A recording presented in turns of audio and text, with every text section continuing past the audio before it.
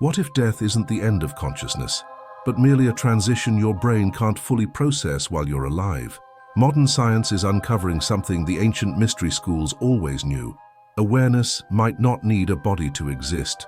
The evidence isn't coming from mystics or meditation retreats anymore. It's emerging from cardiac arrest wards, quantum physics laboratories, and brain imaging facilities, painting a picture that challenges everything materialist science has told us about the nature of consciousness itself. The Tibetan Book of the Dead describes death as the moment of ultimate awakening. The Egyptian mysteries spoke of consciousness journeying beyond the body. Every major spiritual tradition throughout history has insisted that awareness transcends physical form.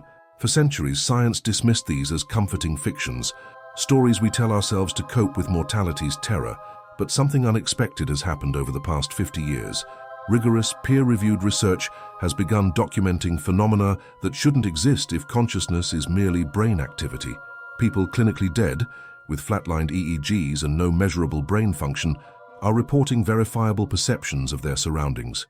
Quantum physicists are proposing that consciousness might be woven into the fabric of reality itself, not produced by neurons.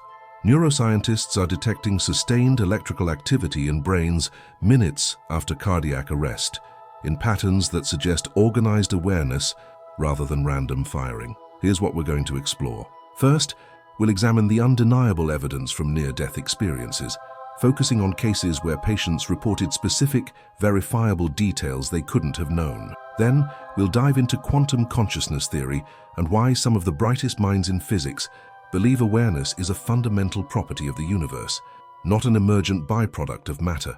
After that, we'll look at the neuroscience of persistence, those strange moments when consciousness appears where it shouldn't, in damaged brains that materialist models say can't support it. We'll catalog the empirical anomalies, the data points that simply don't fit the dying brain hypothesis. And finally, we'll face what all of this means for how we understand reality, death, and the nature of who we really are.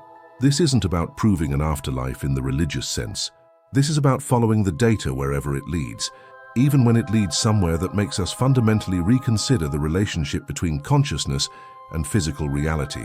So if your brain is just meat computing consciousness into existence, why do people with no measurable brain activity report experiences more vivid and real than anything they've felt while alive? The conventional scientific model is elegant in its simplicity. Consciousness emerges from neural complexity. Fire enough neurons in the right patterns, and subjective experience appears, like software running on biological hardware. When the hardware fails, the software stops.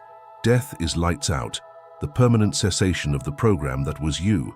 This view has dominated neuroscience for decades, and for good reason. We can correlate specific brain states with specific conscious experiences, damage certain regions, and particular aspects of consciousness vanish. The evidence seems overwhelming that mind is what brain does, but there's always been a crack in this foundation, a question materialist neuroscience has never adequately answered. How does objective physical matter, neurons firing electrochemical signals, produce subjective experience? How do you get the felt quality of redness, the taste of coffee, the sensation of grief from molecular interactions? This is the hard problem of consciousness. And despite centuries of investigation, we're no closer to solving it within a purely materialist framework. We can map every neural correlate, track every neurotransmitter, and still not explain why any of it feels like something from the inside. Now imagine a different model. What if consciousness isn't produced by the brain, but filtered through it? Picture your brain as a reducing valve, a mechanism that constrains and focuses a broader field of awareness into the narrow beam of individual embodied experience. When the valve breaks during death, consciousness doesn't vanish. It expands back into its natural, unrestricted state. This isn't speculation. It's a hypothesis that fits certain data better than the production model, particularly the data we're about to examine. The filter theory isn't new. William James proposed it in the late 1800s. Henry Bergson developed it philosophically. Aldous Huxley explored it experientially. But only recently has science generated evidence that takes it from interesting philosophy to testable possibility. The key insight is this: if consciousness is fundamental rather than emergent, if it's a property of reality itself that brains modulate rather than create, then we'd expect to find exactly what researchers are now finding. Awareness persisting in situations where the production model predicts it should be impossible? What if the brain isn't the source of your thoughts, but the instrument that translates a non-local awareness into linear, individual experience? If that's true, then death isn't the end. It's the moment the translation stops, but the signal continues. Let's look at what happens when people die and come back to describe it. The data from near-death experiences has become impossible to ignore.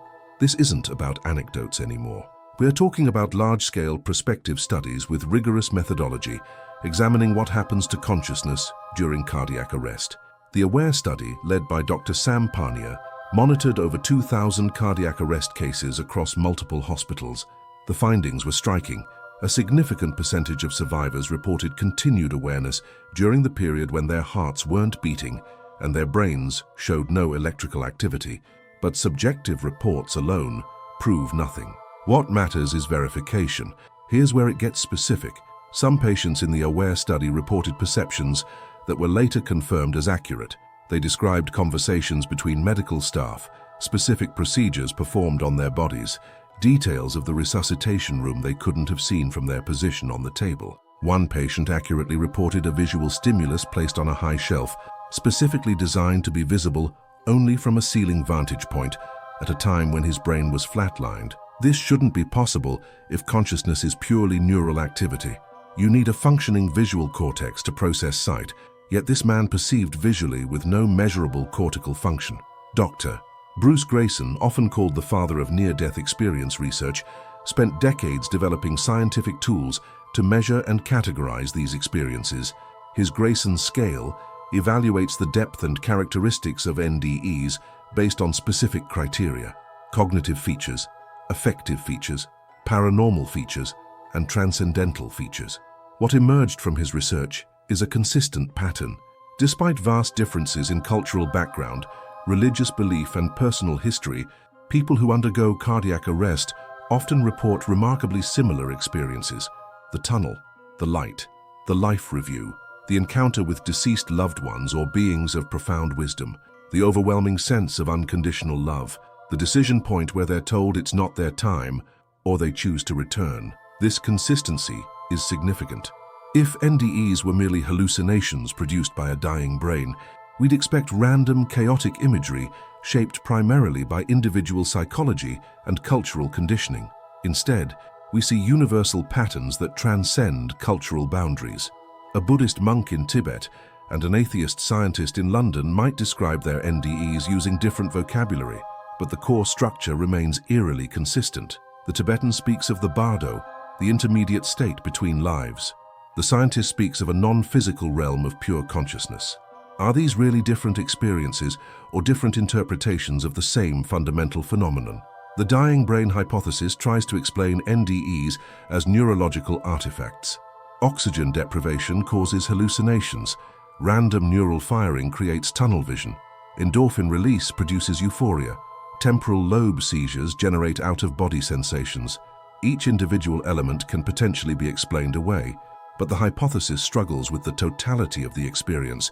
How do you explain enhanced cognition, crystal clear thinking, and formation of lasting memories during a state where the brain shouldn't be capable of any of those things?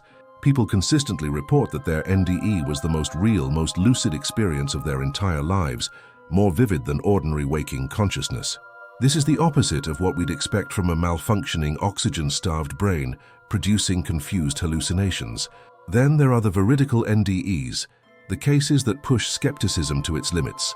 Dr. Pam Reynolds underwent surgery that required her body temperature to be lowered to 50 degrees Fahrenheit, her heart stopped, and her brain completely flatlined. Her eyes were taped shut, her ears blocked with loud clicking sounds to monitor brainstem function. During the surgery, she had no measurable brain activity for nearly an hour, yet she later described in precise detail the unusual bone saw used on her skull, conversations between surgeons, and a song that was playing in the operating room. She couldn't have heard or seen any of this. Her sensory inputs were blocked, her brain non-functional. Where was her consciousness residing during that hour? You've probably never thought deeply about your own death. Most people haven't. We treat it as an abstract future event, something that happens to other people until suddenly it happens to us. But what if that moment, the moment of biological death, isn't an ending at all? What if it's a threshold, a transition, into a mode of consciousness we can't fully comprehend, while filtered through the limitations of a physical brain? The people who've been there and returned don't describe it as terrifying. They describe it as coming home. But consciousness persisting through clinical death is only the first piece of evidence. To understand why this might be possible, we need to look at the fundamental nature of reality itself. Quantum mechanics has been describing a very strange universe for over a century now, but we're only beginning to grapple with its implications for consciousness. At the quantum level, matter behaves in ways that seem to require an observer. Particles exist in superposition, in multiple states simultaneously until measured. The act of observation appears to collapse the wave function, determining which state becomes real. This isn't philosophical speculation, it's experimentally verified fact that physicists still struggle to interpret. The Aucor theory, developed by mathematical physicist Sir Roger Penrose and anesthesiologist Stuart Hameroff, proposes that consciousness arises from quantum processes in cellular structures called microtubules. These microscopic tubes exist inside neurons and might be capable of maintaining quantum coherence, even at biological temperatures. If they're right, consciousness isn't classical computation. It's a quantum phenomenon, subject to the same non-local, non-deterministic principles that govern the subatomic realm. The implications are staggering. Quantum information, unlike classical information, isn't destroyed when its physical substrate breaks down. It's conserved, transformed, potentially accessible through non-local connections. This connects directly to another quantum principle, information conservation. In physics, information can't be created or destroyed, only transformed. If consciousness is information structured in a particular way, and if that information exists at a quantum level, then it doesn't simply vanish when the brain dies. It persists, potentially in a form we don't yet have the tools to detect or measure. We're no longer talking about mysticism. We're talking about testable hypotheses derived from our best understanding of how reality works at its most fundamental level. Recent experiments in quantum biology have detected non-classical phenomena in living systems. Photosynthesis uses quantum coherence to achieve near-perfect efficiency in energy transfer. Birds navigate using quantum entanglement in their eyes to sense magnetic fields. Life isn't just playing by classical rules, it's harnessing quantum effects, which means the boundary between quantum and biological isn't as rigid as we once thought. If simple organisms use quantum mechanics for basic functions, why wouldn't the most complex structure in the known universe, the human brain, utilize quantum processes for its most sophisticated function, consciousness? Here's where it connects to the persistence question. In classical physics, when a system is destroyed, the information it contained is lost. But in quantum mechanics, information is never truly lost. It might become inaccessible, scrambled, distributed across a system in ways that seem random, but it remains conserved. If your consciousness, your sense of self, your memories and personality are patterns of quantum information rather than purely classical neural patterns, then biological death doesn't erase that information. It transforms it, potentially making it accessible in ways we haven't discovered yet. The philosophical implications are dizzying. Materialist science assumes consciousness is local, confined to individual brains, generated by and dependent on neural activity. But quantum mechanics describes a fundamentally non-local universe where particles can be entangled across vast distances, influencing each other instantaneously regardless of space. If consciousness has quantum aspects, it might also be non-local. Your awareness might not be entirely contained within your skull. Parts of it might extend into a field of consciousness that connects all observers, all minds, into a unified web of awareness that transcends individual bodies. This isn't mysticism creeping into science. This is science following its own logic into territory that happens to overlap with what mystics have described for millennia, the Vedic concept of Akasha, the field of consciousness underlying all reality, the Buddhist notion of interconnected minds in a web of dependent origination, the Hermetic principle of as above, so below, suggesting reality is fractal, with consciousness reflected at every scale. Modern physics is independently arriving at similar conclusions, using mathematics and experimental evidence rather than meditation and revelation. Does this prove consciousness survives death? Not yet, but it establishes that consciousness surviving death isn't scientifically impossible. It's actually consistent with some interpretations of our best physical theories. The door is open. The question is whether we're brave enough to walk through it. Let's examine what happens to the brain itself in those final moments, because the neuroscience here is just as surprising as the quantum physics. Advanced brain imaging has revealed something extraordinary happening in the moments surrounding death. Using EEG technology during end-of-life care, researchers have detected sustained electrical activity in the brain for minutes after cardiac arrest. But it's not random noise. It's organized, coherent activity, including gamma waves, the fastest brain oscillations associated with heightened consciousness, complex information processing, and integration of sensory experience. Gamma bursts are what your brain produces during moments of insight, deep focus, and peak awareness. Why would a dying brain, supposedly shutting down in chaos, suddenly produce the neural signature of enhanced consciousness? Dr. Jimo Borjigin at the University of Michigan conducted studies on rats, measuring brain activity as they were euthanized. What her team found challenged every assumption about the dying brain. In the 30 seconds after cardiac arrest, the rats' brains showed a massive surge in coherent, organized activity, particularly in regions associated with conscious processing. The level of neural connectivity and synchronization exceeded what was measured during normal waking consciousness. The animals weren't experiencing less awareness as they died. They were experiencing more, at least according to their brain signatures. If this translates to humans, and preliminary evidence suggests it does, it means the moments surrounding death might be the most conscious moments of a person's life. Then there are the cases of terminal lucidity, those mysterious instances when patients with severe dementia or brain damage suddenly, inexplicably regain full cognitive function hours or days before death. A person who hasn't recognized their own children in years suddenly speaks clearly, remembers details from decades ago, expresses coherent thoughts and emotions.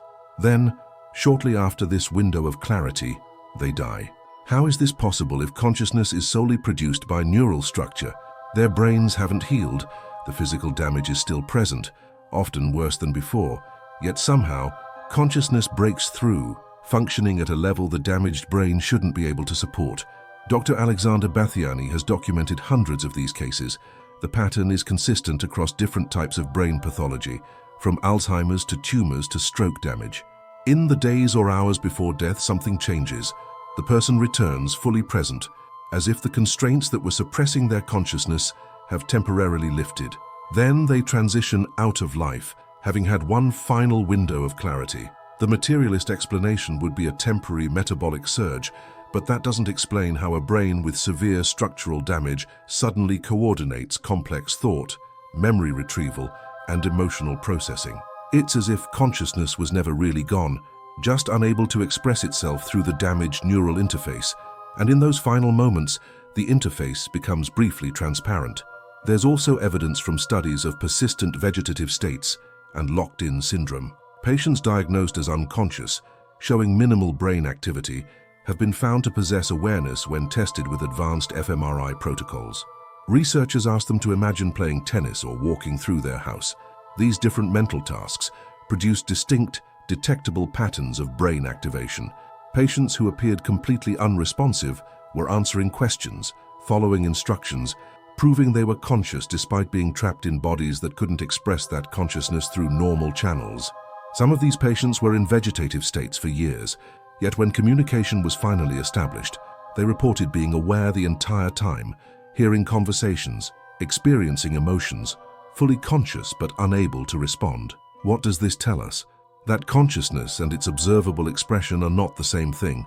Just because we can't detect awareness doesn't mean it isn't present. The brain might be the instrument through which consciousness manifests in physical reality, but damage to the instrument doesn't necessarily destroy the consciousness itself. A broken radio doesn't mean the radio waves have stopped broadcasting. This is the filter model again, supported by empirical observation rather than philosophical speculation. Consider what happens under anesthesia. We lose consciousness completely. We have no memories, no sense of time passing, no experience whatsoever. Then we wake up. Where did our consciousness go?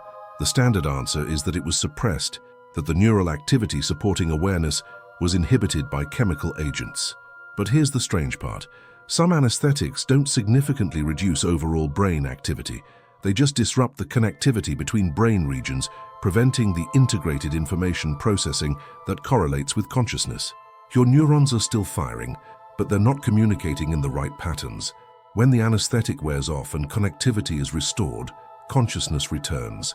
It wasn't destroyed, it was temporarily unable to express itself through the neural network. If this model holds, if consciousness is something that uses the brain rather than something the brain creates, then death isn't the termination of consciousness. It's the dissolution of the interface through which consciousness was operating in physical reality.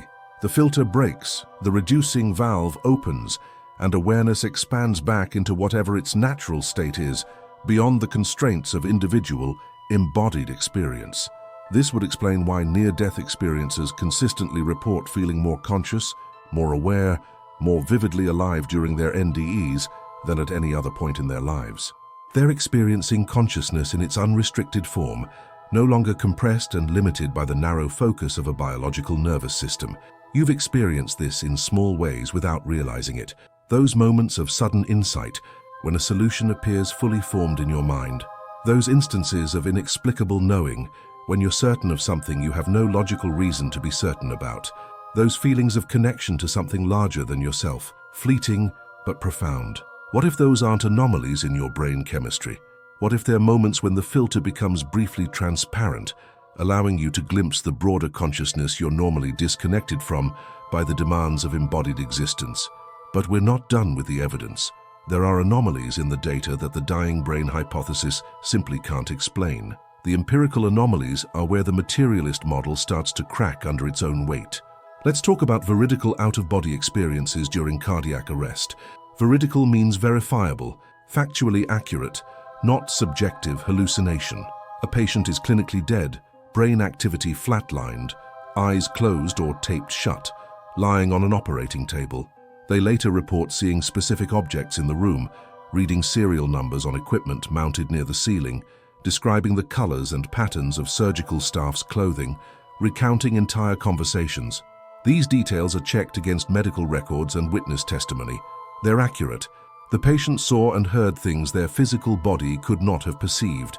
The skeptical response is that these must be memories reconstructed after the fact, pieced together from fragments overheard before or after the arrest, combined with lucky guesses and unconscious sensory processing. But this explanation fails when the details are so specific that guessing becomes statistically impossible, when the perceptions occur during documented periods of brain death, when the information couldn't have been accessed through normal sensory channels. Dr. Michael Sabom, a cardiologist and skeptic, began investigating NDEs to debunk them. He compared the detailed descriptions cardiac arrest survivors gave of their resuscitations with descriptions given by cardiac patients who hadn't had NDEs. The NDE group was significantly more accurate, describing procedures and equipment with medical precision, while the control group made fundamental errors. How does a dying brain hallucinate correct medical details? Then there's the phenomenon of shared death experiences, documented by Dr. Raymond Moody and others. A person is with a dying loved one, fully conscious, physically healthy. As their loved one passes, they suddenly experience aspects of the near-death phenomenon themselves. They see the light, feel a profound sense of peace, sometimes even perceive the dying person in a healthy, radiant form separate from their failing body. Multiple witnesses have reported experiencing this simultaneously while attending the same death, ruling out individual hallucination. The room might fill with light. Time might seem to stop. The boundary between physical and non-physical reality might become permeable. If death is a purely biological event confined to the dying brain, why would conscious observers in normal brain states experience anything unusual? Cross-cultural consistency points to something beyond cultural conditioning. The basic structure of the NDE, the sequence of experiences, remains stable across vast differences in belief systems. A Hindu child in India, an atheist professor in Sweden, an indigenous shaman in the Amazon, a devout Christian in Texas, all report variations on the same core experience. The tunnel, the light, the life review, the return. Cultural details differ. The Hindu child might encounter Yama. The Christian sees Jesus. The atheist meets a being of pure love without religious identification. but the fundamental architecture is identical. This is what you'd expect if the experience reflects an actual transition through states of consciousness, filtered through cultural interpretation, rather than a culturally constructed hallucination with no objective basis. Historical consistency strengthens this case. Plato's myth of Ur, written in the 4th century BCE, describes a near-death experience with remarkable similarity to modern reports. Here a soldier left for dead on a battlefield returns to life and describes his journey through realms of light and judgment, his life review, his encounter with beings of wisdom. The Tibetan Book of the Dead, compiled centuries before modern medicine could induce cardiac arrest and resuscitation, maps the stages of consciousness during and after death with precision that matches contemporary NDE research. Either human beings across history have been experiencing the same collective hallucination for thousands of years, or they've been reporting different perspectives on the same real phenomenon. Terminal lucidity cases add another layer of anomaly. The pattern appears in literature going back centuries. Sudden clarity before death was documented by physicians in the 1800s, long before modern neuroscience, long before anyone was trying to prove or disprove the persistence of consciousness. These historical accounts describe exactly what contemporary researchers are observing. A few days or hours before death, the patient's mind clears completely, regardless of their previous cognitive impairment. They speak coherently, remember vividly, connect emotionally with loved ones, then peacefully transition. The phenomenon has been observed across cultures, medical conditions, and time periods. It's not a modern artifact or a culturally specific expectation effect. It's a consistent pattern suggesting something fundamental about the relationship between consciousness and the dying process. Even children report NDEs, often before they have any cultural framework for understanding death or any exposure to NDE literature. Dr. Melvin Morse studied pediatric NDEs extensively. Children as young as 3 or 4, after surviving cardiac arrest or near drowning, describe experiences with the classic NDE elements: the tunnel, the light, deceased relatives, the boundary they were told not to cross, the decision to return. These children hadn't read books about NDEs, hadn't watched documentaries, hadn't been culturally conditioned to expect these experiences. They reported them naturally, spontaneously, with a purity that's hard to dismiss as imagination or fabrication. When a 5-year-old accurately describes seeing her grandmother during her NDE, and that grandmother had died before the child was born, and the family had never shown the child photographs, we're dealing with something that transcends easy explanation. Have you ever wondered why we're so terrified of death, when every person who's temporarily experienced it reports profound peace and love? Fear of death is culturally constructed, drilled into us by a materialist worldview that sees mortality as annihilation. But the people who've actually crossed that threshold and returned aren't afraid anymore. They describe death as a release, a homecoming, a transition into expanded consciousness. Maybe the terror isn't of death itself, but of our misunderstanding of what death actually is. All of these anomalies point in the same direction. Consciousness appears to be more than brain activity. The evidence doesn't conclusively prove survival of death, but it strongly suggests that the relationship between mind and matter is far more complex than the production model assumes, which brings us to the hardest question of all. If consciousness persists beyond biological death, what does that mean for everything we think we know about reality, identity, and the nature of existence itself? Here's where the scientific evidence crashes into existential philosophy, creating questions that remake everything. If the data is pointing toward consciousness as a fundamental aspect of reality rather than an emergent property of matter, if awareness potentially continues beyond the death of the body, then we're not biological machines that somehow developed the illusion of subjective experience. We're consciousness itself, temporarily focused through the lens of a physical form, mistaking the lens for what we actually are. This flips the entire materialist framework. In the conventional view, you are your body and brain. Your thoughts, memories, personality, sense of self, all of these are produced by neural activity and will cease when that activity stops. Death is total, final, the permanent extinction of your individual existence. This creates a certain existential landscape.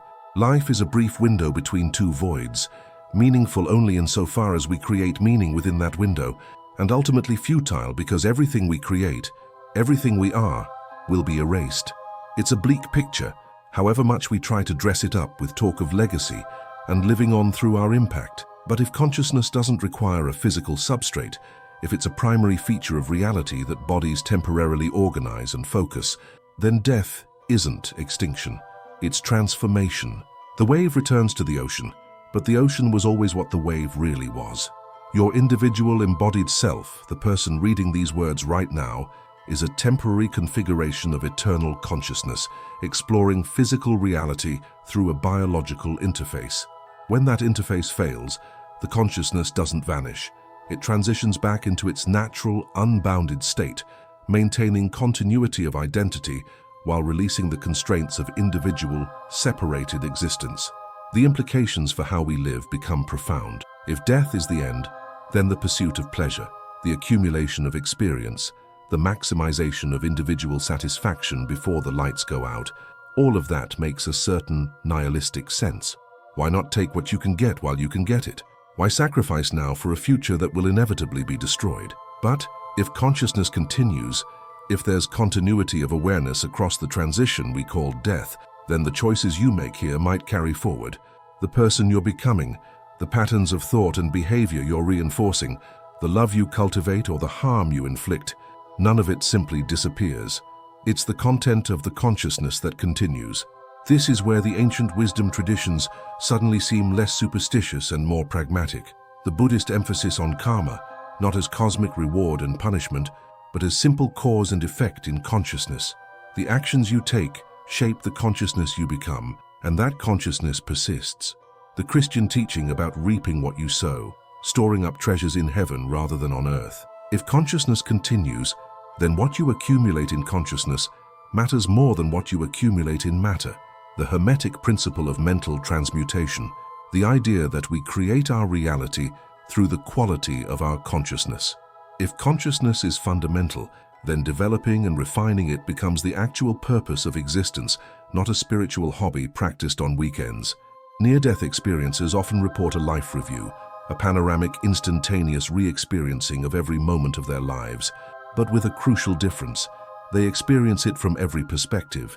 They feel what they made others feel. The joy they created and the pain they caused are experienced directly, not conceptually. There's no judgment from an external deity, but there's profound self-judgment, self-understanding. The person who lived a life of casual cruelty feels every wound they inflicted. The person who lived with kindness feels every moment of connection they fostered. This isn't reward and punishment. It's simply the direct experience of consciousness recognizing itself in all forms, all beings. If this is real, if it's an actual feature of the post-death experience, then ethics isn't about obeying divine commands or following social contracts. It's about recognizing that harming another is quite literally harming yourself, because at the level of fundamental consciousness, there's no separation. The implications for grief are equally transformative. We grieve death as loss, as separation, as the permanent severing of relationship.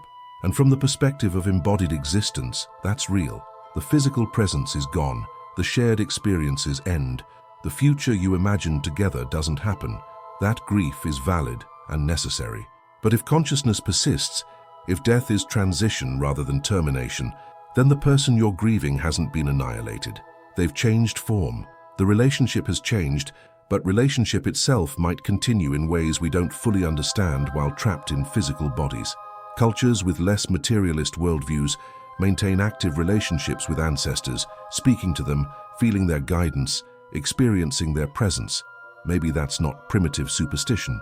Maybe it's recognition of something we've forgotten in our rush to be rational. The scientific validation of post-death consciousness would require a complete re-evaluation of human purpose. If we're not biological machines accidentally developing self-awareness in a meaningless universe, if we're eternal consciousness temporarily embodied to explore physical reality, then every materialist assumption about value, meaning, and purpose collapses. Accumulating wealth, status, power, these lose their gravity when you realize you can't take them with you, and they don't contribute to the consciousness that continues. Developing wisdom, cultivating love, expanding awareness, refining the quality of your subjective experience, these become paramount because they're what you actually are, what persists, what matters beyond the temporary drama of individual existence. But here's the most challenging implication.